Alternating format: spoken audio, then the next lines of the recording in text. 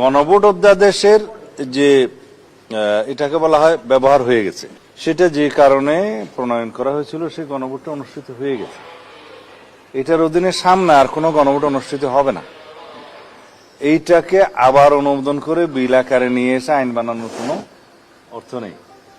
কিন্তু এই গণভোট অধ্যাদেশটা যেভাবে ব্যবহৃত হয়েছে সেটাকে আমরা এইভাবেই উত্থাপন করেছি সংসদে, যে 93 আর্টিকেলের বলে যেটা অর্ডিন্যান্স হয়েছে সেগুলো সংসদ অধিবেশন বসার দিনে আমরা এটা উত্থাপন করেছি।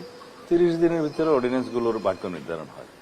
কিন্তু এইটার ভাগ্য তো হয়ে গেছে, এই অর্ডিন্যান্স অনুসারে তো গণভোট অনুষ্ঠিত হয়ে গেছে। এখন এটার আর কোনো সামনের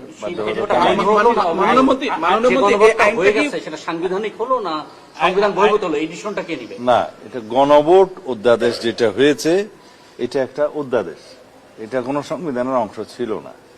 সংবিধানে না থাকলেই যে গণভোট হবে না এরকম কোন সংবিধানে কিছু নাই।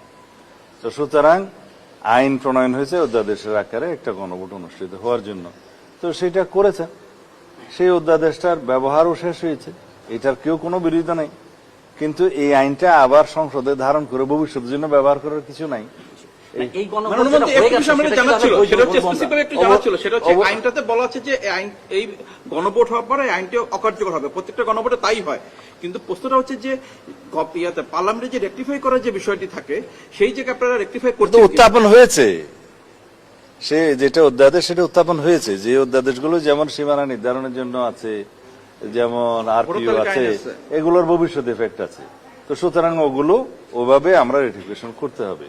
আবার সীমানা নির্ধারণ হবে আগামী 10 বছর অথবা আদমশুমারি যেটা আগে হয়।